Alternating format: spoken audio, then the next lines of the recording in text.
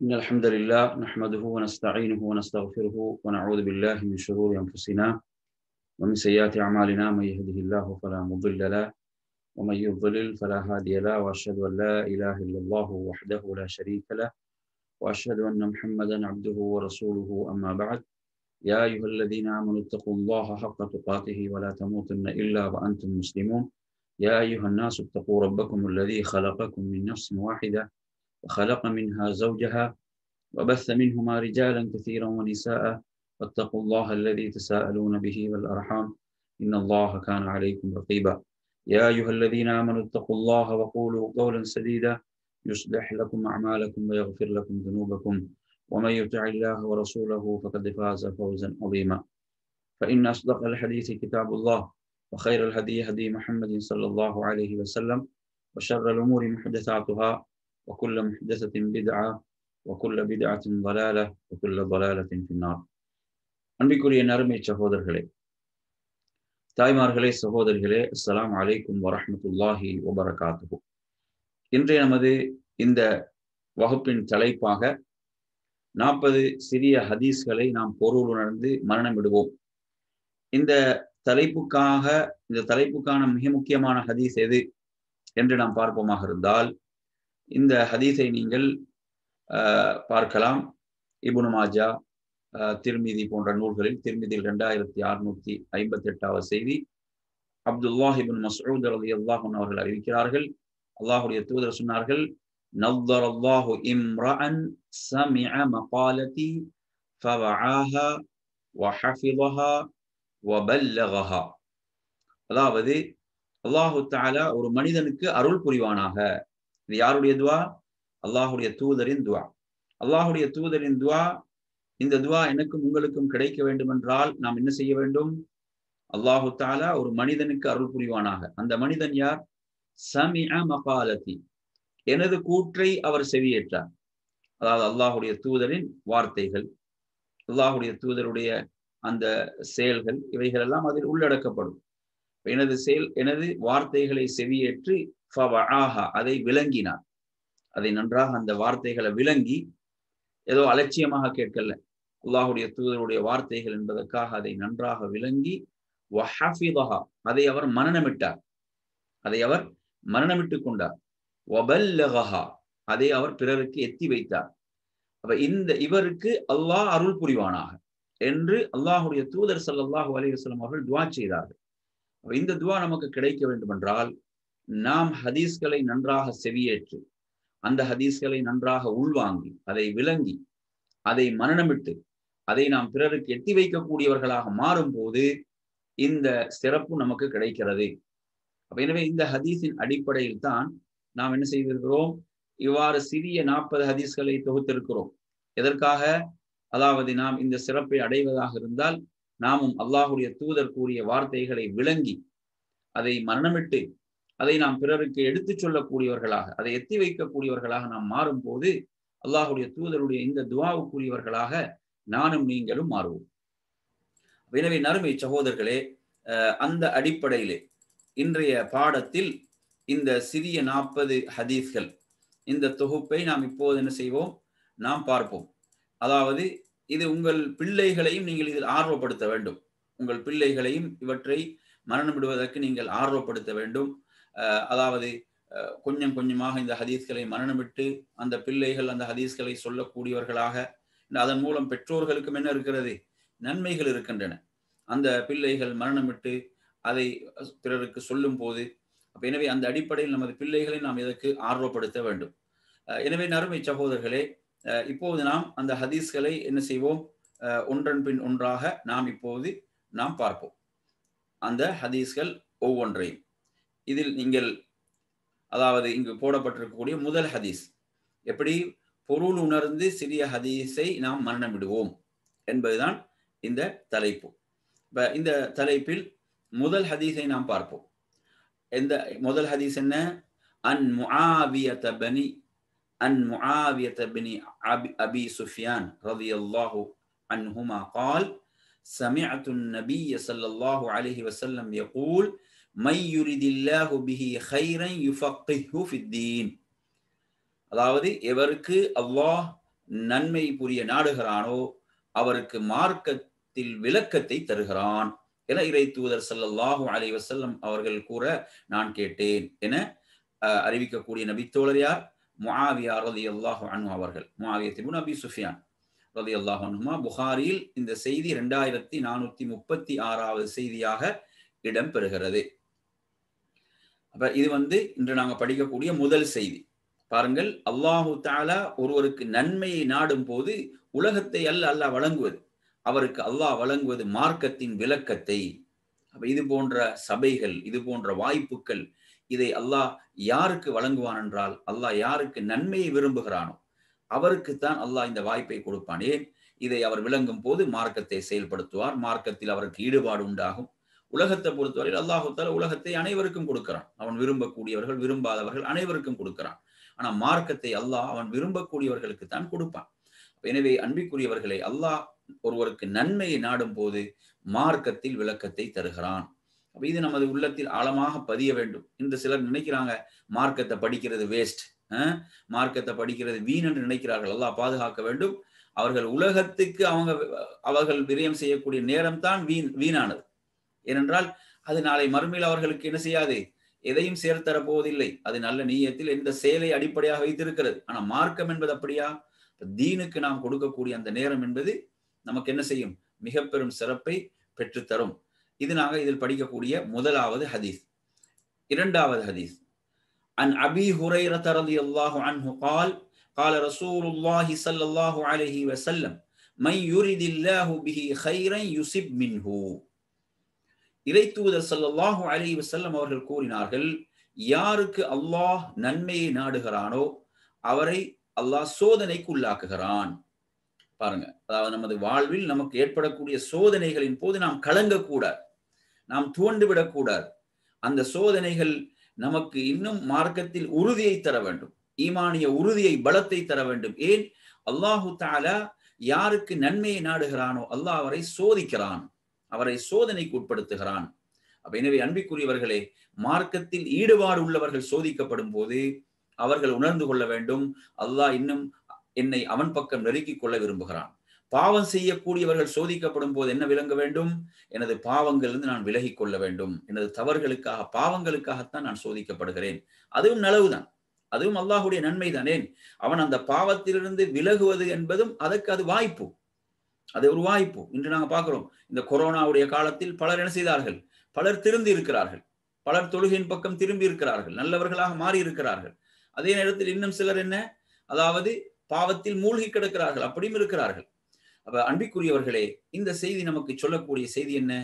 யாருக்கு அல்லாஹ் நன்மையை நாடுகிறானோ அவரை அல்லாஹ் சோதனைக்கு உள்ளாக்குகிறான்.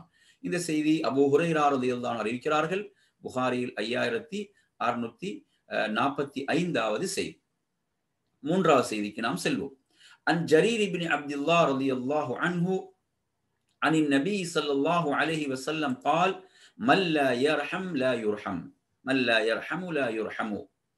இந்த ஹதீஸை பொறுத்தவரையில இதில் அல்லாஹ்வுடைய தூதர் ஸல்லல்லாஹு அலைஹி வஸல்லம் மிக ரத்தின சுருக்கமாக என்ன சொன்னார்கள்? படைப்பினங்களின் மீது கருணை காட்டாதவர் படைத்தவனால் கருணை காட்டப்பட மாட்டார். எனவே நாம் பிறருக்கு அன்பு செலுத்த வேண்டும், இரக்கம் காட்ட வேண்டும், அன்போடு நடந்து கொள்ள வேண்டும் என்ற அற்புதமான அந்த வழிகாட்டலை உலகுக்கு வழங்கிய தலைவர் தான் அல்லாஹ்வுடைய தூதர் ஸல்லல்லாஹு அலைஹி வஸல்லம் அவர்கள். இந்த செய்தியை ஜரீர் இப்னு அப்துல்லாஹ் ரலியல்லாஹு அன்ஹு அறிவிக்கிறார்கள். புகாரியில் இது 6013வது செய்தியாக இடம்பெறுகிறது. நான்காவது செய்திக்கு நாம் வருவோம். அன் அப்துல்லாஹ் இப்னு உமர் ரலியல்லாஹு அன்ஹுமா عن النبي صلى الله عليه وسلم قال الظلم ظلمات يوم القيامة. الظلم ظلمات يوم القيامة. அதாவது இறை தூதர் ஸல்லல்லாஹு அலைஹி வஸல்லம் அவர்கள் கூறினார்கள், அநீதி மறுமை நாளில் பல இருள்களாக காட்சி தரும். இந்த உலகத்தில் ஒருத்தன் அநியாயம் செய்வான் என்றால், பிறருக்கு அக்கிரமங்கள் அநியாயங்கள் செய்வான் என்றால், அது நாளை மறுமையில் பல இருள்களாக அவனுக்கு எதிராக அவைகள் வந்து நிற்கும், அது அவனுக்கு எதிராக அங்கு வந்து நிற்கும், காட்சி தரும் என்று அல்லாஹ்வுடைய தூதர் ஸல்லல்லாஹு அலைஹி வஸல்லம் குறிப்பிட்டார்கள். அப்துல்லாஹ் இப்னு உமர் ரலியல்லாஹு அன்ஹு அறிவிக்கக்கூடிய இந்த செய்தி புகாரியில் 2447வது செய்தியாக இடம்பெறக்கூடிய செய்தி. அடுத்து நாம் ஐந்தாவது செய்திக்கு வருவோம். ஐந்தாவது செய்தி, அன் ஜாபிரின் ரலியல்லாஹு அன்ஹு قال சமிஅது ரசூலல்லாஹி ஸல்லல்லாஹு அலைஹி வஸல்லம் யகூல் யுபஅஸு குல்லு அப்தின் அலா மா மாத அலைஹி. ஜாபிர் ரலியல்லாஹு அன்ஹு அறிவிக்கக்கூடிய செய்தி என்ன, ஒவ்வொரு அடியானும் எந்த நிலையில் மரணிக்கிறானோ அதே நிலையில் எழுப்பப்படுவான் என அல்லாஹுடைய தூதர் ஸல்லல்லாஹு அலைஹி வஸல்லம் அவர்கள் கூற நான் கேட்டேன். முஸ்லிமில் 7413வது செய்தி. அப்ப ஒவ்வொரு மனிதனும் எந்த நிலையில் மரணிக்கிறானோ, எந்த நிலையான நீங்க எப்படி புரிஞ்சுக்கொள்ள வேணும், அதாவது அவன் இறை நினைவோடு இறை சிந்தனையோடு அவன் மரணிக்கிறானா, அவன் இறை நினைவோடு இறை சிந்தனையோடு மரணிக்கிறானா, அவன் அதே நிலையில் எழுப்பப்படுவான். அப்படி இல்லாமல் அவன் பாவங்கள் செய்த நிலையிலே அவன் மரணிக்கிறானா, அந்த நிலையில் கேவலமாகத்தான் அவன் எழுப்பப்படுவான். அல்லாஹ் அந்த நிலையிலிருந்து நம்மை பாதுகாப்பானாக. இந்த ஹதீஸ் ஒரு அற்புதமான செய்தி. பாருங்கள், சில வார்த்தைகள் தான், ஆனா அது உள்ளடக்கக்கூடிய செய்தி எவ்வளவு ஆழமானது விரிவானது என்பதை நீங்கள் பார்க்கலாம். அப்ப இந்த செய்தி இதில் நாம் பார்க்கக்கூடிய 5வது செய்தி. அடுத்து நாம் வருவோம் 6வது செய்திக்கு வருவோம். عن أنس رضي الله عنه عن النبي صلى الله عليه وسلم أنه قال يسروا ولا تعسروا وبشروا ولا تنفروا. يسروا என்ன, எளிதாக்குங்கள். ولا تعسروا நீங்கள் சிரமத்தை கொடுக்காதீர்கள், சிரமப்படுத்தாதீர்கள்.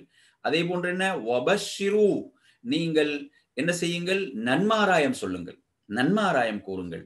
வலா துனஃபிரு நீங்கள் வெறுப்பூட்டாதீர்கள் என அல்லாஹுடைய தூதர் ஸல்லல்லாஹு அலைஹி வஸல்லம் கூறினார்கள்.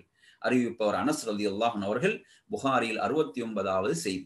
என் அருமை சகோதரர்களே, எவ்வளவு அற்புதமான செய்தி என்று பாருங்க. நாங்க மக்களுக்கு என்ன செய்யணும், மார்க்கத்தை எளிதாக சொல்ல வேண்டும். மக்களுக்கு நாங்க சிரமப்படுத்தக்கூடாது. மக்களை நாங்கள் மார்க்கத்தின் பால் அவர்களை ஈர்க்கக்கூடிய அமைப்பில் தான் நாங்கள் என்ன செய்ய வேண்டும், நாம் செய்திகளை மக்களுக்கு சொல்ல வேண்டும். மக்களுக்கு சிரமத்தை நாம் கொடுக்கக்கூடாது, சிரமப்படுத்தக்கூடாது. அதே போன்று மக்களுக்கு நாங்கள் நன்மாராயம் சொல்ல வேண்டும். மக்களை நாம் வெருண்டோட செய்யக்கூடாது. சிலரை பார்த்தீங்கன்னா அவங்களோட நடவடிக்கைகள், பேச்சுக்கள், வார்த்தைகள் என்ன நினைக்கிறாங்க, இப்படித்தான் இந்த மார்க்கத்தில் உள்ளவங்க, ஈடுபாடு உள்ளவங்க இப்படித்தான் இருப்பாங்களா என்ற அளவுக்கு சிலருடைய செயல்கள் சிலரை முகம் சுளிக்க வைக்கிறது, வெறுப்படைய செய்கிறது. அப்படியாக நமது செயல்களை நாம் ஆக்கிக் கொள்ளக்கூடாது. எனவே நாம் ஒரு முன்மாதிரியாக நமது செயல்கள் மூலம் மார்க்கத்தின் பால் ஈர்க்கப்படக்கூடியவர்களாக, நமது வார்த்தைகள், பேச்சுக்கள், நடவடிக்கைகள் எல்லாம் இஸ்லாத்தின் மீது ஒரு நேசத்தை உருவாக்கக்கூடியதாக நம்மை நாம் மாற்றிக்கொள்ள வேண்டும். பாருங்க, அல்லாஹ்வுடைய தூதர் எவ்வளவு அற்புதமான செய்தியை சொல்கிறார்கள். இது 6வது செய்தி. அடுத்து நாங்கள் வருவோம் 7வது செய்திக்கு வருவோம். 7வது ஹதீஸ். அபீ ஹுரைரா ரலியல்லாஹு அன்ஹு அன்ன ரஜுலன் قال للنبي صلى الله عليه وسلم اوصني. அல்லாஹ்வுடைய தூதரிடம் ஒரு மனிதர் என்ன செய்கிறார், ஒரு மனிதர் வருகிறார். ஒரு மனிதர் வந்து என்ன அல்லாஹ்வுடைய தூதரிடம் கேட்கிறார், அதாவது யா ரசூலல்லாஹ் எனக்கு நீங்கள் வசியத்து செய்யுங்கள். என்ன கேட்கிறாரு, எனக்கு நீங்கள் வசியத்து செய்யுங்கள், ஔசினி என்று கேட்கிறார். என் அருமை சகோதரர்களே, அப்போது அல்லாஹ்வுடைய தூதர் قال لا تغضب فردد مرارا நீங்கள் கோபப்படாதீர்கள் என்று பல முறை சொன்னார்கள். பல முறை அவர் கேட்கிறாரு, பல முறை ரசூலுல்லாஹ் அதைத்தான் சொன்னாங்க. قال لا تغضب நீங்கள் கோபப்படாதீர்கள், கோபம் கொள்ளாதீர்கள். பாருங்க எவ்வளவு அற்புதமான உபதேசம்.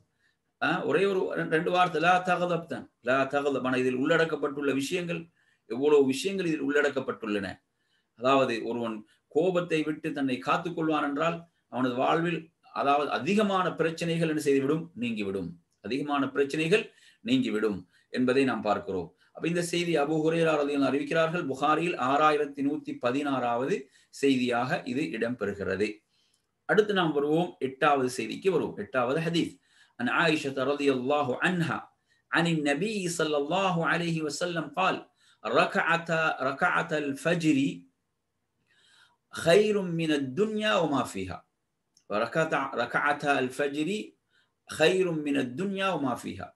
அப்ப இதில் நீங்க எடுத்தீங்கன்னா ரகஅத்தா அடுத்த அல் ஃபஜ்ர் நாங்க அதை சேர்த்து சொல்லும்போது ரகஅத்தல் ஃபஜ்ரி கைரும் மினத் துன்யா வமா ஃபீஹா. ஃபஜ்ருடைய முன் சுன்னத் 2 ரகாத்துகள் இவ்வுலகம் அதில் உள்ள வஸ்துக்களை விட சிறந்ததாகும். பாருங்க, இன்று சிலவங்க சுபஹ தொழுகையில கவனம் செலுத்துறாங்க, ஃபஜ்ருடைய தொழுகை. ஆனா சுபஹுடைய முன் சுன்னத் தொழுறது கிடையாது.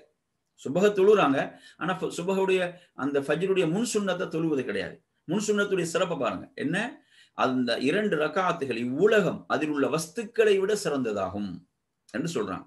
அப்ப இந்த முன் சுன்னத் 2 ரகாத்துக்கு இவ்வளவு சிறப்பென்றால் ஃபஜ்ர் தொழுகைக்கு எவ்வளவு சிறப்பாக இருக்கு. முன் சுன்னத்துக்கு எவ்வளவு சிறப்பென்றால் ஃபஜ்ருடைய தொழுகை இன்று பலர் அந்த தொழுகையை தவற விட்டுக் கொண்டிருக்கிறார்கள், அலட்சியப்படுத்துகிறார்கள்.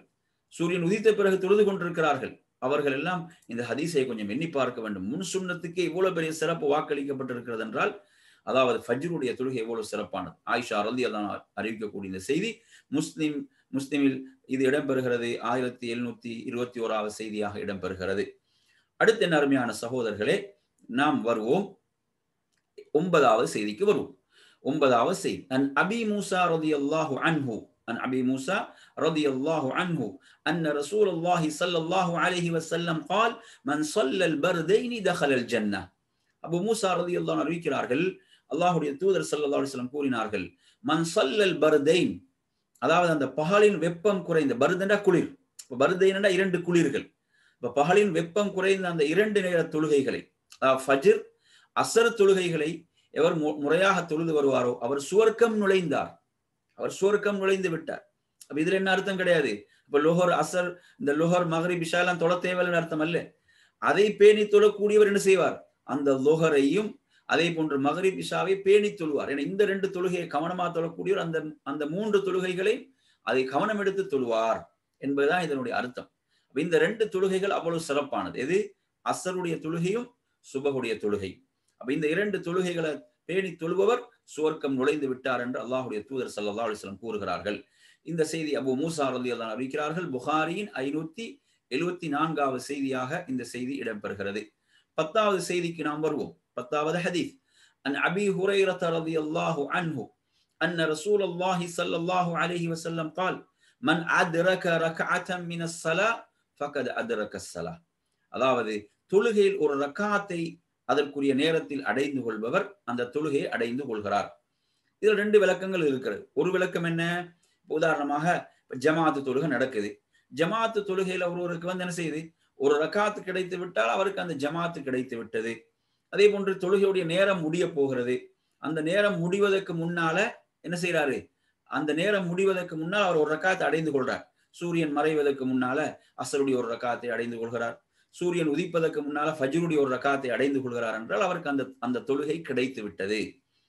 அப்படி ஒரு ரக்காத் கிடைக்கலையா, நேரம் தவறிவிட்டால் அந்த தொழுகை அவருக்கு கிடைக்கவில்லை என்பதுதான் பொருள்.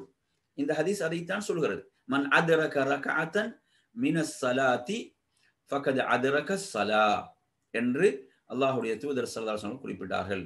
அப்ப தொழுகையில் ஒரு ரக்காத்தை அடைந்து கொள்பவர் அந்த தொழுகையை அடைந்து கொள்கிறார். அறிவிப்பவர் அபூ ஹுரைரா ரலியல்லாஹு அவர்கள். புகாரி 580வது செய்தியாக இந்த செய்தி இடம்பெறுகிறது. அடுத்து நாம் வருவோம் 11வது ஹதீஸுக்கு வருவோம். 11வது ஹதீஸ், அன் இப்னி உமர் ரலியல்லாஹு அன்ஹுமா قال قال رسول الله صلى الله عليه وسلم لا تحروا بصلاتكم طلوع الشمس ولا غروبها. என்ன, சூரியன் உதிக்கும் நேரத்தையோ மறையும் நேரத்தையோ உங்கள் தொழுகைக்காக நீங்கள் நாடாதீர்கள். எப்படி, சூரியன் உதிக்கும் நேரத்தையோ மறையும் நேரத்தையோ உங்கள் தொழுகைக்காக நாடாதீர்கள் அப்படின்னா என்ன அர்த்தம், அந்த நேரத்தில் நாங்கள் உபரியான தொழுகைகளை தொழக்கூடாது.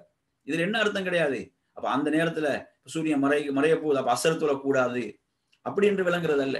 என்ன, சூரியன் உதிக்க போகுது இப்ப சுப ஃபஜ்ர் தொழக்கூடாது என்ற அந்த விளக்கம் அல்ல. இங்க சொல்லப்படுகின்ற தொழுகை உபரியான தொழுகைகள். உபரியான தொழுகைகள் நாங்கள் தொழக்கூடாது. அந்த ஃபர்தான தொழுகையை நாங்கள் தொழ வேண்டும். அது அதற்குரிய நேரம், அந்த நேரம் முடிவடைவதற்கு முன்னால் நாங்கள் தொழுது விட வேண்டும். இதுக்கு முன்னால் ஹதீஸாக தான் நாங்கள் படித்தோம்.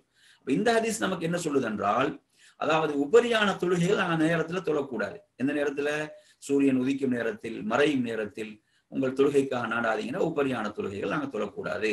அப்துல்லா இப்னு உமர் ரலியல்லாஹு அன்ஹு அறிவிக்கிறார்கள். புகாரியின் 582வது செய்தியாக இந்த செய்தி இடம்பெறுகிறது. அடுத்த அருமையான சகோதரர்களே, நாம் வருவோம் 12வது செய்திக்கு வருவோம். அன் புரைதா ரலியல்லாஹு அன்ஹு அன்ன நபிய ஸல்லல்லாஹு அலைஹி வஸல்லம் قال من ترك صلاة العصر حبط عمله. அதாவது அஸ்ர் தொழுகையை விட்டு விடுகிறவரின் செயல்கள் நிச்சயமாக அழிந்து விடுகின்றன.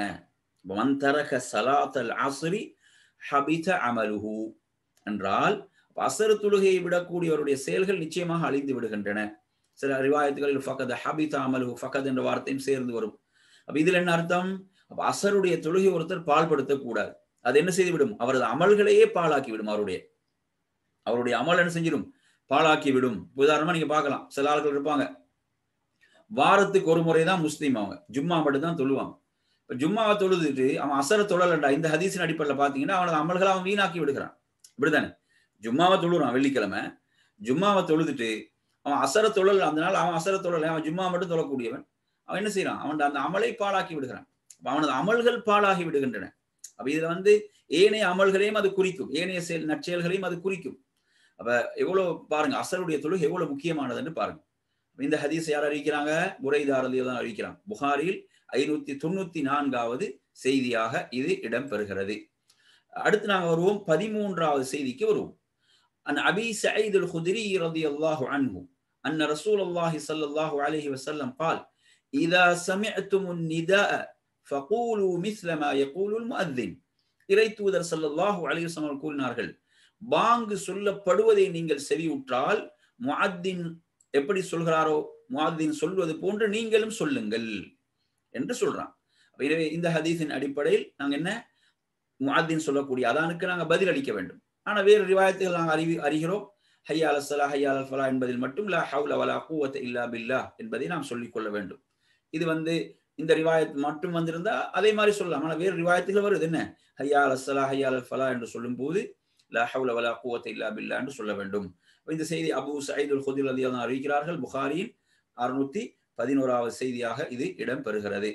அப்ப எனவே நாம் அதானுக்கு பதிலளிப்பது ஒரு உயர்ந்த ஒரு சிறந்த வணக்கம் என்று பலர் அதில் அலட்சியமாக இருக்கிறார்கள்.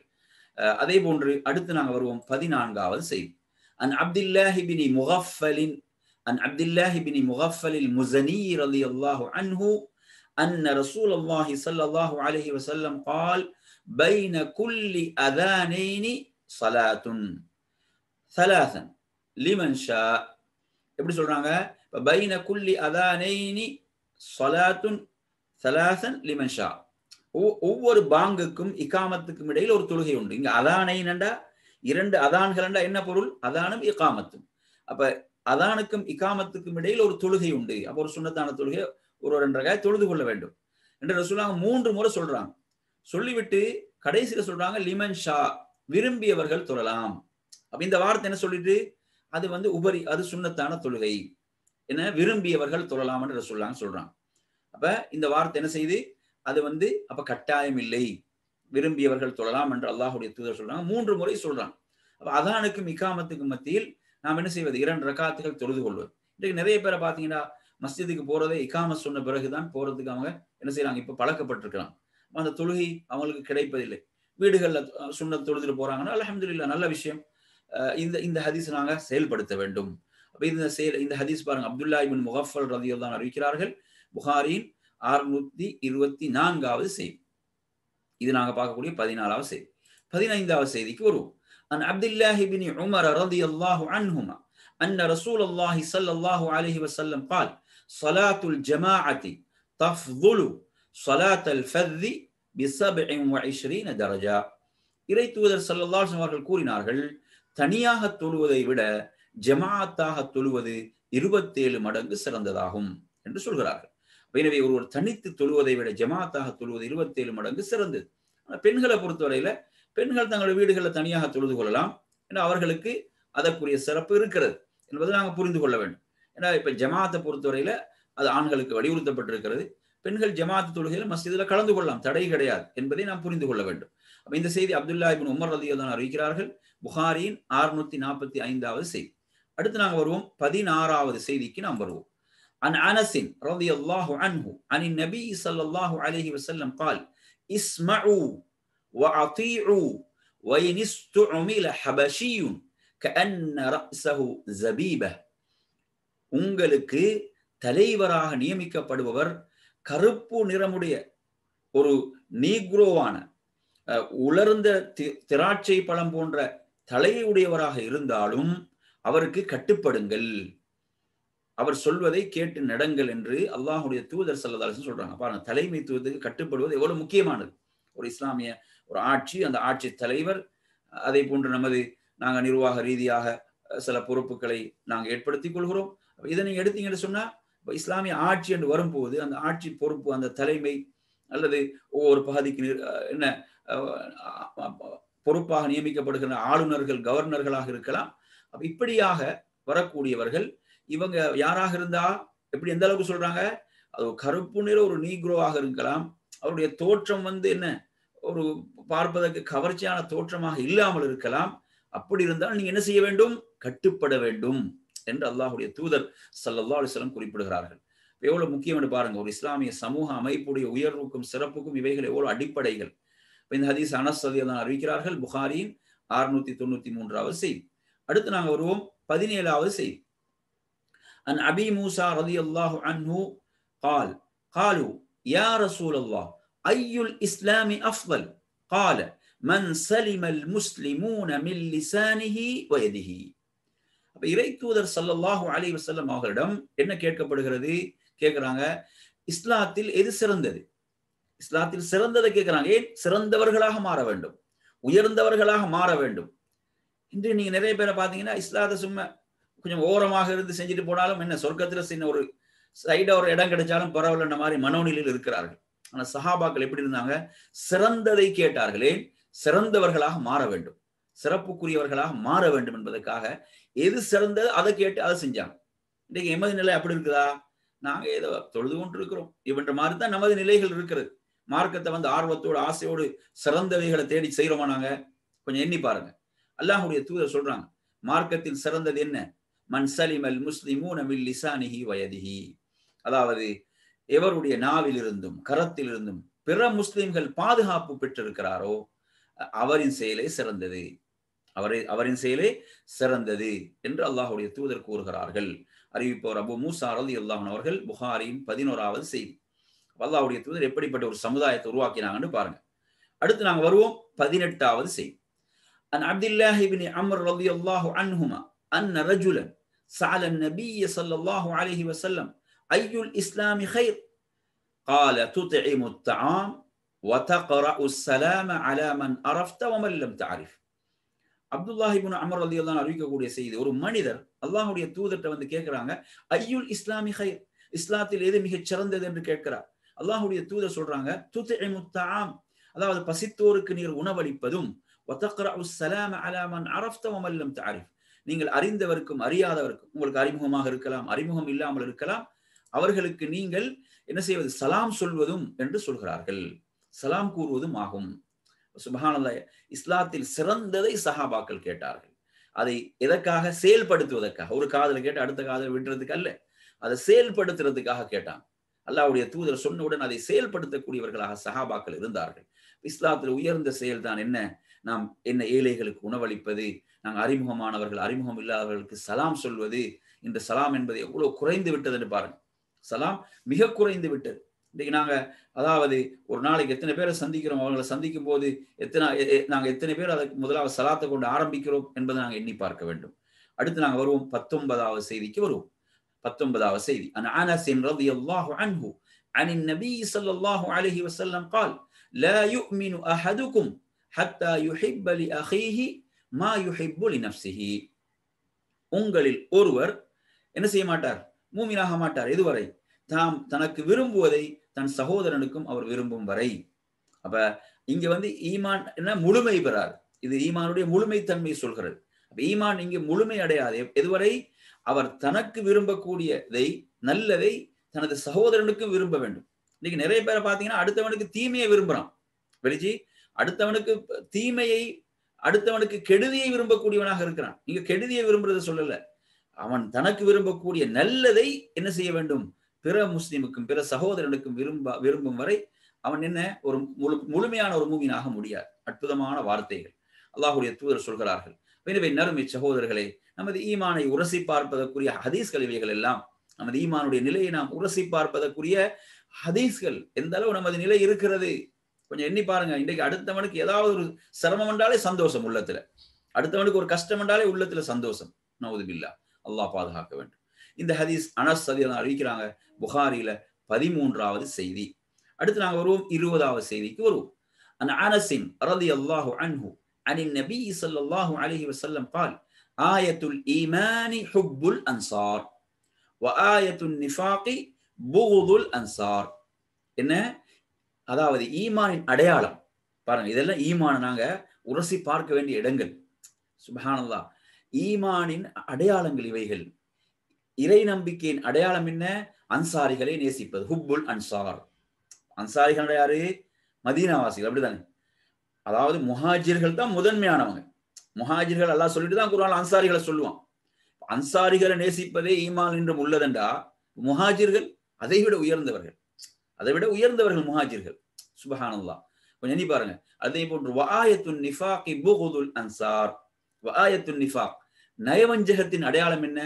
அன்சாரிகளை வெறுப்பது. உதாரணமா நீங்க எடுத்தீங்கன்னா, நபித்தோழர்களை ஒருத்தன் வெறுக்கணும்டா, ஒரு நபித்தோழர் அவன் வெறுத்தாலும் அவன்கிட்ட நிஃபாக் இருக்கிறது. அவன் ஒரு நபித்தோழரை வெறுத்தாலும் சரி, ஒரு நபித்தோழரை அவன் வெறுத்தாலும் அவனிடத்தில் என்ன இருக்கிறது? நிஃபாக், நயவஞ்சகம் இருக்கிறது. எல்லா நபித்தோழர்களையும் நாம் நேசிக்க வேண்டும்.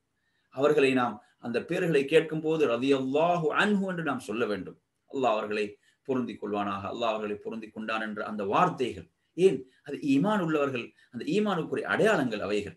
இந்த ஹதீஸை நீங்க பாருங்க, அனஸ் ரலியல்லாஹு அன்ஹு அறிவிக்கிறார்கள். புகாரியில் இது 17வது ஹதீஸாக இந்த ஹதீஸ் இடம்பெறுகிறது. எனவே நறுமை சகோதரர்களே, இதெல்லாம் நமது ஈமானை நாம் உரசி பார்ப்பதற்குரிய முக்கியமான இடங்கள். நீங்க நிறைய பேரை பார்த்தீங்கன்னா, அதாவது அவன் செஞ்ச அமலும் கிடையாது, ஆனா சஹாபாக்களையும் விமர்சிக்கிறான். நீங்க ஆச்சரியமா இருக்கி. அதாவது அவன் மார்க்கத்துக்கு செஞ்ச தியாகங்கள் சஹாபாக்களுடைய தியாகங்களோட வச்சா ஒன்றுமே கிடையாது. அப்படிப்பட்ட சஹாபாக்களை விமர்சிக்கிறான். இவனுக்கு என்ன தகுதி இருக்கிறது? கொஞ்சம் எண்ணி பாருங்க. அவர்கள் செய்த தியாகங்களை எண்ணி பார்க்க முடியாத அளவுக்கு தியாகங்களை மார்க்கத்துக்கு செய்திருக்கிறார்கள். இவன் என்ன செஞ்சிட்டான்? லேப்டாப் முன்னால வச்சுக்கொண்டு இவன் மார்க்கத்துக்கு என்னமோ பெரிய சாதனை செய்து விட்டதாக எண்ணி சஹாபாக்களை விமர்சிக்கிறான். நவுது பில்லா, அல்லாஹ் பாதுகாக்க வேண்டும். எனவே நறுமையான சகோதரர்களே, இந்த நிலை நமக்கு ஏற்பட்டுவிடக் கூடாது. நபித்தோழர்களை நாம் எந்த அளவு நேசிக்கிறோம் அது ஈமானில் என்றும் உள்ளது என்பதற்கு மிக பெரும் ஆதாரம் இந்த செய்தி. அடுத்து நாங்கள் வருவோம் 21வது செய்திக்கு வருவோம். 21வது செய்தி, அன் அபீ ஹுரைரா ரலியல்லாஹு அன்ஹு அன்னஹு சமிஅ ரசூலுல்லாஹி ஸல்லல்லாஹு அலைஹி வஸல்லம் يقول يكون كنز احدكم يوم القيامه شجاعا اقرع. எப்படி சொல்றாங்க அல்லாஹ்வுடைய தூதர்? அதாவது உங்களின் கருவூலம் மறுமை நாளில் கொடிய நஞ்சுடைய பாம்பாக மாறும். நல்லா கவனிங்க. குறிப்பாக பெண்கள் தங்களுடைய நகைகளுக்கு ஜகாத்தை கொடுக்கலண்டா இந்த ஹதீஸ் கடுமையான எச்சரிக்கை. அதாவது பெண்கள் என்ன செய்யறாங்க? தங்களுடைய நகைகளை அணிகிறாங்க. அதாவது கணவரும் அலட்சியமாக இருக்கிறா, மனைவியும் அலட்சியமாக இருக்கிறான்னு வைங்க, இந்த ஹதீஸ் கடும் எச்சரிக்கை. என்ன? அதாவது கருவூலம் இங்க சொல்லக்கூடியது எது? ஜகாத்து கொடுக்காமல். ஜகாத்து கொடுக்காமல், இது தங்கத்துக்கு மட்டுமுள்ளதல்ல, எவைகள் எல்லாம் ஜகாத்து கொடுக்க வேண்டிய பொருளோ. உதாரணமாக ஒருத்தர் என்ன செய்யறார்? வியாபாரம் செய்யறார். வியாபார பொருட்களை கணக்கு பார்த்து ஜகாத்து கொடுக்க வேண்டும், பணத்துக்கு கணக்கு பார்த்து கொடுக்க வேண்டும். எனவே இப்படி அவரது என்ன விவசாயம், கால்நடைகள், இப்படி புதையல்கள், இவைகளுக்கெல்லாம் ஜகாத் உண்டு. அப்ப எனவே தானியங்கள். அப்ப இதுல நீங்க இந்த ஜகாத்தை ஒருத்தங்க என்ன செய்யறான்? இல்ல அதை அவன் கணக்கு பார்த்து கொடுக்கலண்டா அது நாளை மறுமையில் அவனுக்கு கொடிய நெஞ்சுடைய பாம்பாக மாறும். கன்சென்ட் பெறும்போது என்ன, மிக முதன்மையானது தங்கம், வெள்ளி என்பது. அவைகள்ல இருந்து அவன் ஜகாத்தை கொடுக்கலண்டா, எனவே ஒரு கணவன் மனைவி என்ன செஞ்சிடக்கூடாது? கணவன் என்ன நினைக்கிறாரு? அது மனைவி பார்த்துக்கொள்ளும், மனைவி நினைக்கிறார் கணவன் பார்த்துக்கொள்ளாமண்டா. ஆனா இதில் மனைவி என்ன, அதை பயன்படுத்தக்கூடிய யார் அதுக்கு சொந்தக்காரராக இருக்கிறாரோ அவர் தான் தண்டிக்கப்பட போகிறார். அதே நேரத்தில் கணவனும் என்ன செய்யணும்? மனைவிக்கு அதை எடுத்து சொல்ல வேண்டும். அல்லாஹ் குர்ஆன்ல சொல்லும் போது சொல்றான், யாரை பற்றி? இஸ்மாயில் அலைஹிஸ்ஸலாத்தை பற்றி சொல்லும் போது, வகான யஅமுரு அஹ்லஹு பிஸ்ஸலாத்தி வஸ்ஸகா, அவர் தனது குடும்பத்துக்கு தொழுகை மேவினார், ஜகாத்தை மேவினார் என்று அல்லாஹ் குர்ஆன்ல சொல்றான். எனவே இதில் என்ன இந்த எச்சரிக்கை? ஜகாத் நாங்கள் கணக்கு பார்த்து கொடுக்க வேண்டும், இல்லை என்றால் அது நாளை மறுமையில் என்ன செய்யும்? கொடிய நஞ்சுடைய பாம்பு. பாம்பை கண்டால் நாங்கள் வெறுண்டு விடும் இந்த உலகத்துல. இதே எப்படி மறுமையில் எப்படிப்பட்ட பாம்புன்னு பாருங்க. கொடிய, அதாவது நஞ்சுடைய பாம்பு என்றால் அல்லாஹ் பாதுகாக்க வேண்டும். இந்த ஹதீஸ் அபூ ஹுரைரா அறிவிக்கிறார்கள். புகாரில் நீங்க எடுத்தீங்கன்னா இது 4659வது செய்தி. அடுத்து நாங்கள் வருவோம் 22வது செய்திக்கு வருவோம். 22வது ஹதீஸ், அன் அபீ மூஸா ரலியல்லாஹு அன்ஹு عن النبي صلى الله عليه وسلم قال من أحب لقاء الله أحب الله لقاءه ومن كره لقاء الله كره الله لقاءه. அற்புதமான ஹதீஸ். என்ன? எவர் அல்லாஹுவை தரிசிக்க விரும்புகின்றாரோ, அல்லாஹுவை சந்திப்பதை விரும்புகிறாரோ, அவரை சந்திக்க அல்லாஹும் விரும்புகிறான். சுப்ஹானல்லாஹ். இந்த நேசத்தோடு நாம் மரணிக்க வேண்டும், இந்த நேசத்தோடு நாம் வாழ வேண்டும். யா அல்லாஹ், உன்னை நாம் சந்திக்க வேண்டும் என்ற அந்த ஆசையோடும் அந்த ஆர்வத்தோடும் அதோடு நாம் வாழ வேண்டும். ஏன்? அவர்களுக்கு கிடைக்கக்கூடிய பாக்கியம் என்ன? அல்லாஹும் அவர்களை சந்திக்க விரும்புகிறான். அதே போன்று ஒமன் கரிகலிகா அல்லாஹ், இவர்கள் அல்லாஹுவை தரிசிப்பதை வெறுப்பானோ அவரை சந்திப்பதை அல்லாஹும் வெறுக்கிறான். அவை வெறுப்புக்கும் நேசத்துக்கும் உரிய விஷயங்கள் என்ன? நன்மைகள் என்ன செய்யும்? அந்த நேசத்தை ஏற்படுத்தும். நன்மைகளை ஒருத்தன் செய்வான்டா அல்லாஹுவை சந்திப்பதற்குரிய நேசத்தை ஏற்படுத்தும். ஒருத்தன் பாவத்திலே மூழ்கி இருக்கிறான்டா, நவுது பில்லா, அல்லாஹுவை சந்திப்பது அவனுக்கு வெறுப்பை தான் உண்டாக்கும். ஏன்? அவனது பாவங்கள் அப்படித்தான் அவனை ஆக்கும். எனவே இந்த ஹதீஸ் ஒரு அற்புதமான செய்தி, ஒரு அற்புதமான ஹதீஸ். அப்ப இந்த ஹதீஸ் அபு மூசா ரலியல்லாஹு அன்ஹு அறிவிக்கிறார்கள். புகாரியில் நீங்க எடுக்கலாம் 6508வது செய்தி. அப்ப இதில் நாங்கள் 22வது ஹதீஸ். அடுத்து நாங்கள் வருவோம் 23வது ஹதீஸுக்கு வருவோம். அன் ஆயிஷா ரலியல்லாஹு அன்ஹா قالت قال النبي صلى الله عليه وسلم لا تسبوا الأموات وإنهم قد أفضوا إلى ما قدموا. என்ன லா தசுப்புல் அம்வாத்னா என்ன? இறந்தவர்களை ஏசாதீர்கள், மரணித்தவங்களை திட்டாதீங்க. சிலவனை பார்த்தீங்கன்னா அவன் வாயிலிருந்து யாரும் தப்புறது கிடையாது, உயிரோடு உள்ளவனும் தப்புறது கிடையாது, மரணித்தவனும் தப்புறது கிடையாது. சில பிள்ளைகளை பார்த்தீங்கன்னா பெற்றோரை திட்டி கொண்டிருக்கிறான், பெற்றோர்கள் மரணிச்சுட்டாங்க, பெற்றோரை ஏசி கொண்டிருக்கிறான், சரியா சொத்தை பங்கிட்டு தரல, சரி எனக்கு அதை செய்யல இதை செய்யல என்று மரணித்த பெற்றோர்களை திட்டுகிறான். நவுது பில்லா, அல்லாஹ் பாதுகாக்க வேண்டும். என் அருமை சகோதரர்களே, இங்கு மரணித்தவர்களே திட்டாதீங்க என்று சொல்லுது, ஒருத்தன் தனது பெற்றோரை திட்டுகிறான் என்றார். லா தசுப்புல் அம்வாத், மரணித்தவர்களை இறந்தவர்களை ஏசாதீர்கள். ஃபஇன்னஹும் கத் அஃதௌ இலா மா கத்தமு, அவர்கள் செய்த செயல்களின் பால் அவர்கள் போய் சேர்ந்து விட்டார்கள். அவங்க போய் சேர்ந்து விட்டாங்க, அவங்களோட செயல்களின் பால் சேர்ந்து விட்டார்கள். அதனால் நீங்க என்ன செய்யக்கூடாது? அவர்களை ஏசக்கூடாது, திட்டக்கூடாது. அற்புதமான மார்க்கம் இஸ்லாம். எப்படியான நாகரிகத்தை இஸ்லாம் சொல்லி தருதுன்னு பாருங்க. அருமை சகோதரர்களே, இந்த ஹதீஸ் ஆயிஷா ரலியல்லாஹு அன்ஹா அறிவிக்கிறார்கள். புகாரியில் 6516வது செய்தி இந்த செய்தி. அடுத்து நாங்கள் வருவோம் 24வது செய்திக்கு வருவோம். அன் அபீ ஹுரைரா ரலியல்லாஹு அன்ஹு அன் நபி ஸல்லல்லாஹு அலைஹி வஸல்லம் قال يقبض الله الارض ويطوي السماء بيمينه ثم يقول انا الملك اين ملوك الارض. சுப்ஹான் அல்லாஹ். என்ன நாளை மறுமையுடைய நாளில் என்ன அல்லாஹு தஆலா பூமியை தன்னுடைய கைப்பிடிக்குள் அடக்கி கொள்வான். யக்பீதுல்லாஹ், அல்லாஹ்வுடைய கை அவனது கண்ணியத்துக்கும் அந்தஸ்துக்கும் ஏற்ப அந்த அந்த பண்பு அல்லாஹ்வுக்குள் இருக்கிற பாருங்க. அதாவது இங்க என்ன ஹதீஸ் வருது? பூமியை கைப்பிடிக்குள் அடக்கி கொள்வான்டா. சுப்ஹானல்லாஹ், அந்த ரப்புடைய மகத்துவத்தை எண்ணி பாருங்கள். அதே போன்று வயத்துவி ஸமா அபியமீனி, வானத்தை தன்னுடைய வலக்கரத்தில் அவன் சுருட்டிக் கொள்வான். சுப்ஹானல்லாஹ், வானம் எவ்வளவு பிரமாண்டமான இந்த வானம், அதை சுப்ஹானல்லாஹ் தனது வலக்கரத்தில் அவன் சுருட்டிக் கொள்வான். ரப்புடைய கண்ணியத்தை நாம் உணர்ந்துதான் செயல்படுறோமா? அல்லாஹ் எப்படி இப்ராஹிம் அலைஹிஸ்ஸலாம் கேட்கிறாங்க, ஃபமா தன்னுக்கும் பிரப்பில் ஆலமீன், அகிலங்களின் இரட்சகனை பற்றி நீங்க என்னப்பா எண்ணிக்கொண்டிருக்கிறீர்கள், என்ன நினைத்துக் கொண்டிருக்கிறீர்கள் கேட்கிறான். சுப்ஹானல்லாஹ். அருமை சகோதரர்களே, சும்ம யகூலு அனல் மலிக் ஐன முலூக்குல் அர்த், அல்லாஹ் என்ன கேட்பான்? அதாவது நான் தான் இன்று யார் அரசன், எங்கே பூமியுடைய ஆட்சியாளர்கள், எங்கே பூமியுடைய அரசர்கள் என்று அல்லாஹ் கேட்பான். பதிலளிக்க முடியுமா? நினைத்து பாருங்கள். நறுமை வார்த்தைகளை கூட, அதாவது அவனது அனுமதியின்றி வார்த்தைகளை கூட வெளிப்படுத்த முடியாத நாள் அந்த நாள்.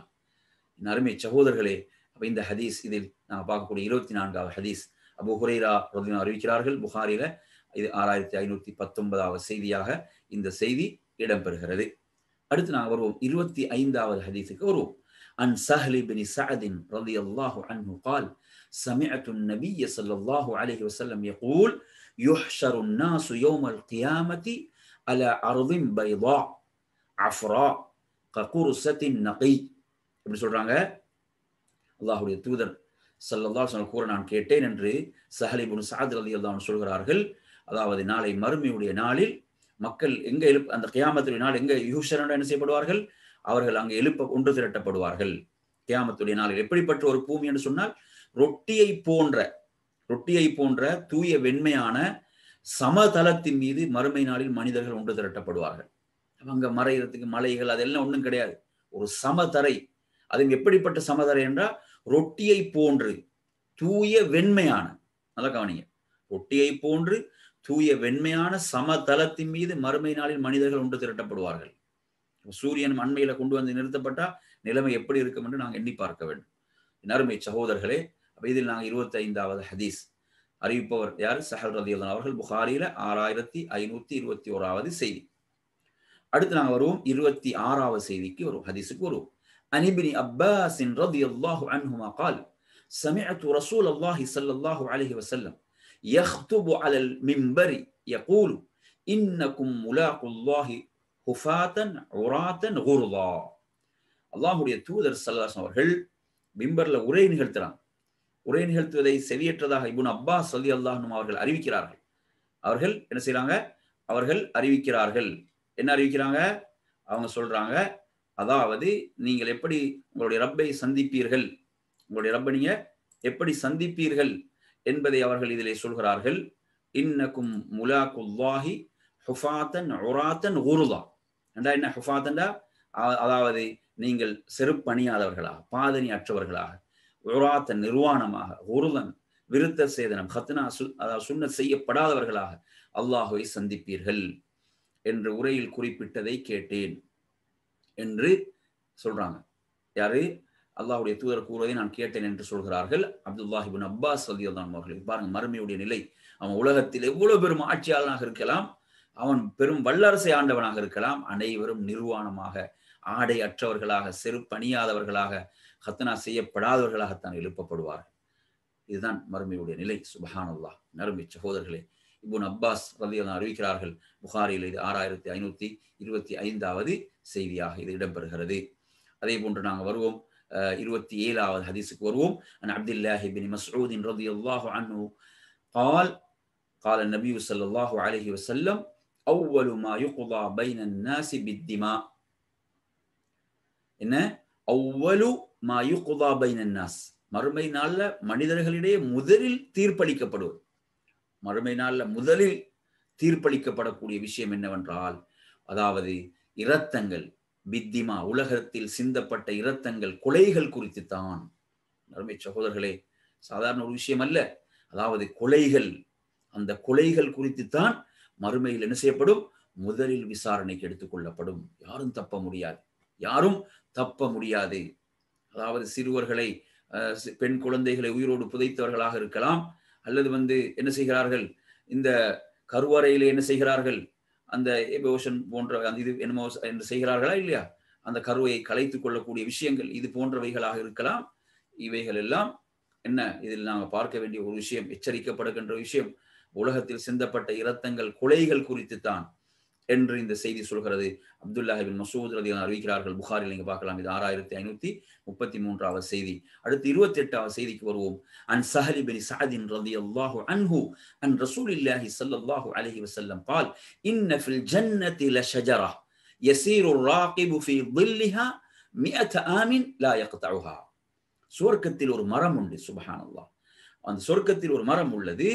அதன் நிழலில் பயணித்தவர் 100 ஆண்டுகள் பயணித்தாலும் அதை கடந்து செல்ல முடியாது. சுப்ஹானல்லாஹ். அந்த சொர்க்கத்துடைய இன்பங்களை போய் நினைச்சு பாருங்க. எப்படி 100 வருடங்கள் அவர் பயணித்தாலும் அதனுடைய நிழலை கடந்து செல்ல முடியாது. அப்படிப்பட்ட சொர்க்கம், அந்த சொர்க்கத்துடைய இன்பங்கள். இந்த ஹதீஸ ஸஹல் இப்னு ஸஅத் ரலியல்லாஹு அன்ஹு அறிவிக்கிறார்கள். புகாரியில் 6552வது செய்தியாக இடம்பெறுகிறது. 29வது செய்திக்கு வருவோம். அன் ஸஹலின் ரலியல்லாஹு அன்ஹு அனின் நபி ஸல்லல்லாஹு அலைஹி வஸல்லம் قال إن أهل الجنة ليتراءون الغرف في الجنة كما تتراءون الكوكب في السماء. அல்லாஹ்வுடைய தூதர் ஸல்லல்லாஹு அலைஹி வஸல்லம் கூறுகிறார்கள், சொர்க்கவாசிகள்ல கீழ்த்தட்டில் இருப்பவங்க அந்த மேல் அறைகள் உள்ளவங்களை அவங்க எப்படி பார்ப்பாங்கடா, இந்த வானில் நீங்கள் நட்சத்திரங்களை பார்ப்பது போன்று அவங்க பார்ப்பாங்க, ஆர்வத்தோடு பார்ப்பார்கள். சொர்க்கத்துடைய அந்தஸ்துகள், அப்படிப்பட்ட அந்தஸ்துகளின் அருமை சகோதரர்களே, நம் கற்பனை கூட செய்து பார்க்க முடியாத இன்பங்கள். இந்த ஹதீஸை ஸஹல் இப்னு ஸஅத் அறிவிக்கிறார்கள். புகாரில் நீங்க 6555வது செய்தியாக பார்க்கலாம். அடுத்து நாங்கள் வருவோம் 30வது செய்திக்கு வருவோம். அன் அபி ஹுரைரத ரலியல்லாஹு அன்ஹு அனின் நபி ஸல்லல்லாஹு அலைஹி வஸல்லம் قال ليس الغنى عن كثرة العرض ولكن الغنى غنى النفس. இறை தூதர் ஸல்லல்லாஹு அலைஹி வஸல்லம் அவர்கள் கூறினார்கள், வாழ்க்கை வசதிகள் அதிகமாக இருப்பது செல்வம் அல்ல. வசதிகள் அதிகமாக இருப்பது செல்வம் அல்ல. எது உண்மையான செல்வம்? அல்லாஹ்வுடைய தூதர் சொல்றாங்க பாருங்க, மாறாக போதும் என்ற மனமே என்ன உண்மையான செல்வம். அதுதான், அவன் தான் உண்மையான செல்வந்தன்.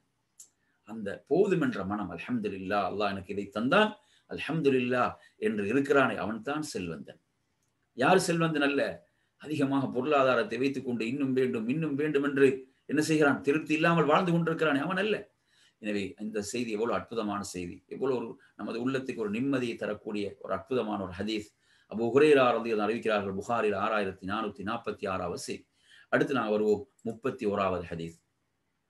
عن أبي هريرة رضي الله عنه قال قال رسول الله صلى الله عليه وسلم اللهم ارزق آل محمد قوتا. அல்லாஹ்வுடைய தூதர் எப்படி துஆ செய்றாங்க அல்லாஹ்ட்ட பாருங்க. அல்லாஹ்வுடைய தூதர் எப்படி சொல்றாங்க? முஹம்மதின் குடும்பத்தாருக்கு பசிக்கு உணவு வழங்குவாயாக சொல்லாங்க. எப்படிப்பட்ட வாழ்க்கையை வாழ்ந்தாங்க, எவ்வளவு எளிமையான வாழ்க்கையை வாழ்ந்தாங்க. யார்கிட்ட உணவு கேட்கிறாங்க? அல்லாஹ்ட்ட தான் கேட்கிறாங்க. அப்படிதானே? நாங்கள் யார்கிட்ட உணவு கேட்கிறோம்? ரப்பிடம் உணவை கேட்க வேண்டும், ரப்பிடம் உணவை பிரார்த்திக்க வேண்டும். எப்படி ஹதீஸுல் குதுஸில வருகிறது? அதாவது நான் உணவளித்தவர்களை தவிர மற்ற அனைவரும் பசியில் உள்ளார்கள். எனவே என்னிடமே நீங்கள் உணவை கேளுங்கள், நான் உத்தழைமுக்கும் உங்களுக்கு உணவளிக்கிறேன். ரசூலுல்லாஹ் யார்கிட்ட கேட்கிறாங்க? ரப்பிடத்தில் கேட்கிறார்கள். அருமை சகோதரர்களே, ரசூலுல்லாஹ்களுக்கு அவங்க எப்படிப்பட்ட வாழ்க்கை? ஒரு நேரம் உண்டால் ஒரு நேரம் பசியில் இருப்பாங்க. அப்படித்தான் ரசூலுல்லாஹ்வுடைய வாழ்க்கை இருந்தது. பேரித்த பழம் தண்ணீரை தான் அதிகமாக உண்டு வாழக்கூடியவர்களாக இருந்தார்கள் என்ற செய்திகளை பார்க்கிறோம். அல்லாஹ்வுடைய தூதர் ஸல்லல்லாஹு அலைஹி வஸல்லம் அவர்கள் அல்லாஹ்விடத்தில் உணவு என்ன நிறைய கூடுதலான உணவு கேட்கல, அவர்கள் தனது பசியை ஆறுவதற்காக உணவை கேட்டாங்க. அப்ப இந்த ஹதீஸை நீங்க பார்க்கலாம். அபூ ஹுரைரா அறிவிக்கிறார்கள், புகாரில 6460வது செய்தியாக இது இடம்பெறுகிறது. இது 31வது செய்தி. அடுத்து நாங்கள் வருவோம் 32வது செய்திக்கு வருவோம். அன் ஆயிஷா ரலியல்லாஹு அன்ஹா அன்னஹா قالت سئل النبي صلى الله عليه وسلم أي الأعمال أحب إلى الله قال أدومها وإن قل وقال اكلفوا من الأعمال ما تطيقون. நற்செயல்களில் அல்லாஹ்வுக்கு மிக விருப்பமானது எது என்று அல்லாஹ்வுடைய தூதரிடம் கேட்கப்பட்ட போது அவங்க சொல்றாங்க, அதாவது குறைவாக இருந்தாலும் நியமமாக தொடர்ந்து செய்து வருவதுதான் சிறந்த வணக்கம், அல்லாஹ்வுக்கு விருப்பமான வணக்கம். என்ன ஒரு நாளைக்கு செய்யறது, 10 நாளைக்கு விடுறது அப்படி இல்லை. கொஞ்சமாக செய்தாலும் என்ன, ஒரு நாள் நாங்கள் 10 வசனம் தான் ஓதுறோம், தொடர்ந்து ஓதி வாரோம். ஒரு ஜுஸை ஓதிட்டு ஒரு மாசத்துக்கு ஓதாமல் இருக்கிறதை விட ஒரு நாளைக்கு 10 வசனம் ஓதி வாரோமா, அது சிறந்தது. அதுதான் சிறந்தது, அல்லாஹ்வுக்கு விருப்பமானது. அமல்களை நாங்க என்ன செய்யறது? குறைவாக இருந்தாலும் நான் சொல்ற உபரியான வணக்கங்கள் கட்டாயம் ஃபர்து நாங்கள் செய்தே ஆக வேண்டும். உபரியான வணக்கங்களை பொறுத்தவரையில அதை நாங்கள் குறைவாக இருந்தாலும் தொடர்ச்சியாக செய்வதுதான் அல்லாஹ்வுக்கு விருப்பமானது. அப்படி நாங்கள் நம்மை பழக்கி கொள்ள வேண்டும். அதே போன்று இந்த ஹதீஸ்ல என்ன வருகிறது? நீங்கள் நற்செயல்கள் புரிவதில் இயன்றவரை அதன் எல்லையை தொட முயலுங்கள் என்றும் கூறுகிறார்கள். இயன்றவரை என்ன செய்யுங்க? சுன்னத்தான அமல்கள்ல நீங்கள் முந்தி செல்லுங்கள். அது இறை நெருக்கத்தை பெற்று தரும், மிக பெரும் அந்தஸ்தை சிறப்பை பெற்று தரும். ஆயிஷா ரலியல்லாஹு அறியக்கூடிய செய்தி புகாரில் 6465வது. ஆமலை மாத்து சக்திக்கு ஏற்ப நீங்க செய்யுங்க என்ற அர்த்தம் அதுல இருக்கிறது. உங்களோட சக்திக்கு ஏற்ப நீங்க என்ன செய்யுங்க, அதை நிறைவேற்றுங்கள் என்று. அடுத்து நாங்கள் வருவோம் 33வது செய்திக்கு வருவோம். عن عدي بن حاتم رضي الله عنه قال قال رسول الله صلى الله عليه وسلم ما منكم من أحد إلا سيكلمه ربه ليس بينه وبينه ترجمان ولا حجاب يحجبه. அல்லாஹ்வுடைய தூதர் ஸல்லல்லாஹு அலைஹி வஸல்லம் அவர்கள் கூறினார்கள், உங்களில் ஒவ்வொருவருடனும் அல்லாஹ் மறுமையில் என்ன செய்வான்? பேசாமல் இருக்க மாட்டான். அல்லாஹ் பேசுவான், அல்லாஹ் பேசாமல் இருக்க மாட்டான். அப்போது அல்லாஹ்வுக்கும் உங்களுக்கும் இடையே மொழிபெயர்ப்பாளர்கள் இருக்க மாட்டார்கள். துர்ஜுமான் மொழிபெயர்ப்பாளர்கள், அதாவது டிரான்ஸ்லேட்டர்கள் அங்கு இருக்க மாட்டாங்க. அதே போன்று தடுக்கக்கூடிய திரையும் இருக்காது என்று அல்லாஹ்வுடைய தூதர் ஸல்லல்லாஹு அலைஹி வஸல்லம் சொல்கிறார்கள். எனவே நறுமை சகோதரர், அதற்காக உங்களை தயார்படுத்திக் கொள்ளுங்கள் என்றாங்க சொல்லலாம். அதற்காக நீங்க உங்களை தயார்படுத்திக் கொள்ளுங்கள் என்று சொல்கிறார்கள். அதி பின் ஹாத்திம் அவர்கள் அறியக்கூடிய செய்தி புகாரில 7443வது செய்தியாக இடம்பெறுகிறது. அடுத்து நாங்கள் வருவோம் நறுமை சகோதரர்களே 34வது செய்தி. عن أبي هريرة رضي الله عنه عن النبي صلى الله عليه وسلم قال ليأتين على الناس زمان لا يبالي المرء بما أخذ المال أم من الحلال أم من حرام. அல்லாஹ்வுடைய தூதர் சொல்றாங்க, அதாவது ஒரு காலம் வரும், அப்ப தான் சம்பாதித்தது ஹலாலா ஹராமா என்று மனிதன் பொருட்படுத்தாத ஒரு காலம் வரும். பொருட்படுத்த மாட்டான். அவனுக்கு முக்கியம் என்ன? பணம் தான் முக்கியம். பணம் தான் முக்கியம் என்ற நிலை இன்று நாங்கள் நிதர்சனமா பார்த்து கொண்டிருக்கிறோம். சுப்ஹானல்லாஹ், ஹலால் ஹராமை எல்லாம் அவன் பொருட்படுத்துவதே கிடையாது. என்ன சொல்றான்? அதெல்லாம் பார்த்தா வாழ முடியாதுன்றான். அல்லாஹ் பாதுகாக்க வேண்டும். அதையெல்லாம் பார்த்து கொண்டு இருந்தா வாழ முடியாது என்று சொல்கிறான். சர்வசாதாரணமாக எவ்வளவு ஹலாலான வழிகள் இருக்க என்ன செய்யறான்? ஹராமான வழியிலே போய் இப்படி பதில் சொல்கிறான். இப்படி ஒரு காலம் வரும் என்று அல்லாஹ்வுடைய தூதர் ஸல்லல்லாஹு அலைஹி வஸல்லம் சொன்னார்கள். அபூ ஹுரைரா ரலியல்லாஹு அன்ஹு அறிவிக்கிறார்கள், புகாரில 2083வது செய்தி. அடுத்து நாங்கள் வருவோம் 35வது செய்திக்கு வருவோம். அருமை சகோதரர்களே, அன் இப்னி உமர் ரலியல்லாஹு அன்ஹுமா அன் நபி ஸல்லல்லாஹு அலைஹி வஸல்லம் قال كل بيعين كل بيعين لا بيع بينهما حتى يتفرقا إلا بيع الخيار. இறை தூதர் ஸல்லல்லாஹு அலைஹி வஸல்லம் கூறினார்கள், விற்கக்கூடியவரும் வாங்கக்கூடியவரும் பிரியும் வரை அவர்களுக்கிடையே வியாபாரம் என்ன செய்து ஏற்படவில்லை. முறித்து கொள்ள உரிமை வழங்கப்பட்டு அதை பயன்படுத்தி விட்டாலே தவிர. அப்ப நீங்க எடுத்து ரெண்டு முக்கியமான சட்டம் இருக்கு. என்ன? ஒரு பொருளை ஒருத்தர் வாங்குறாரு, விற்கிறார். அவங்க ரெண்டு பேரும் அந்த பொருளை என்ன செஞ்சிட்டாங்க?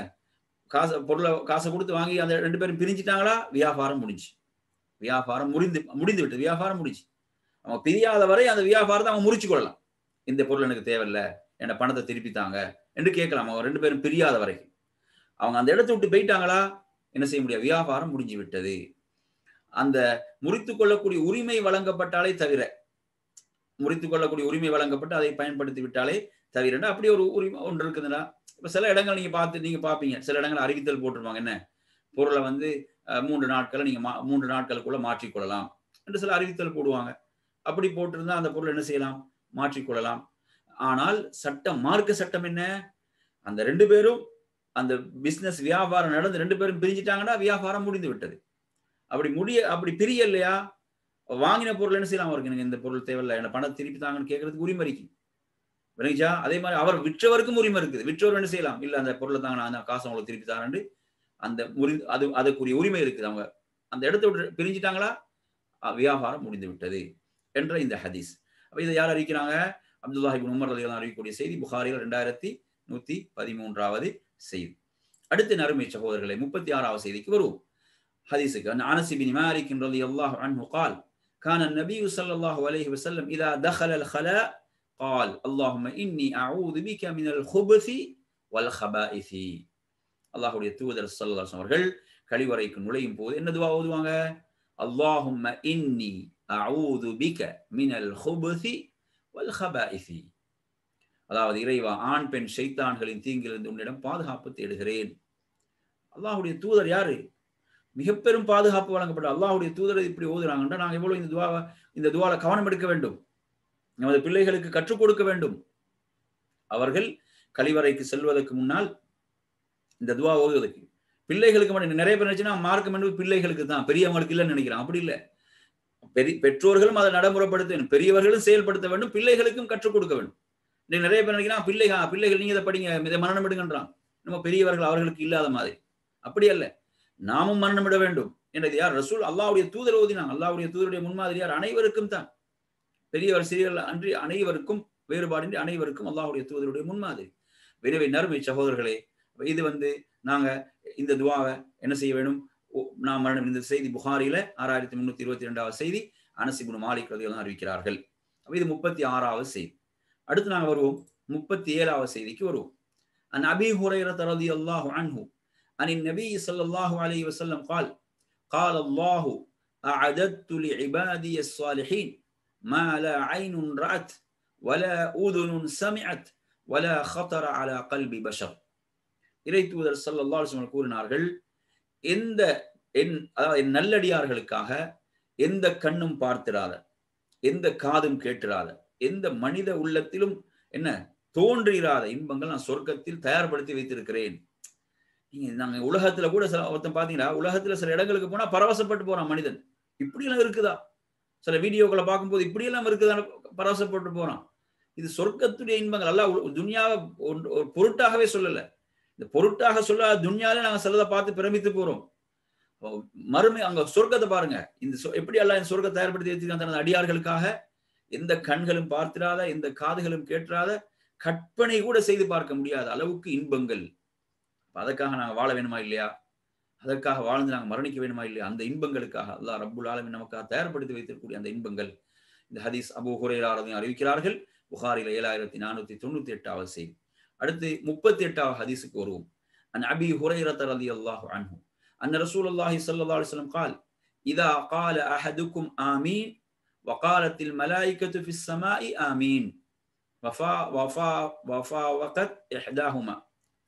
وفاوقت இஹ்தாஹுமா அல்-உக்ரா குஃபிர லஹு மா தகத்தம் மின் தம்பி.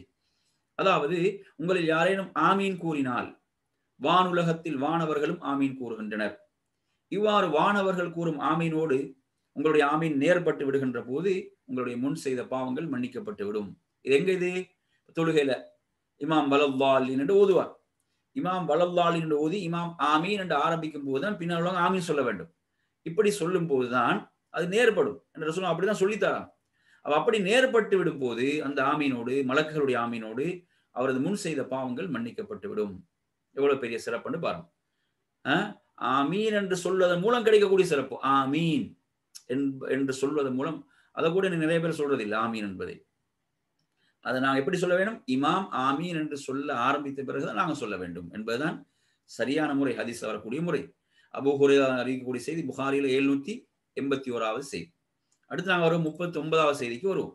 அன் ஜாபிரின் ரலியல்லாஹு அன்ஹு قال قال رسول الله صلى الله عليه وسلم أفضل الصلاة طول القنوت. தொழுகையில் மிகச் சிறந்த தொழுகை என்ன? நீளமான நிலைகளை கொண்ட தொழுகையாகும். நீளமான நிலைகளை கொண்ட கூடுதல் நிலையில் அதிகமாக ஓதுகிறார். அவ்வாறு நீண்ட நிலைகளை கொண்ட தொழுகைகள் சிறந்ததாகும். எனவே இது அவருடைய இரவு தொழுகை. அவர் தனியாக தொழும் போது இதை அவர் கவனத்தில் கொள்ள வேண்டும். ஜமாத்தாக தொழும் போது பின்னால் உள்ளவர்களை கவனத்தில் கொள்ள வேண்டி இருக்கிறது என்பதை நாம் இங்கு புரிந்து கொள்ள வேண்டும். இந்த ஹதீஸை ஜாபிர் ரலியல்லாஹு அறிவிக்கிறார்கள். முஸ்லிமுடைய 1804வது செய்தியாக இது இடம்பெறுகிறது. அடுத்து இறுதியாக நறுமை சகோதரர்களை 40வது செய்தி.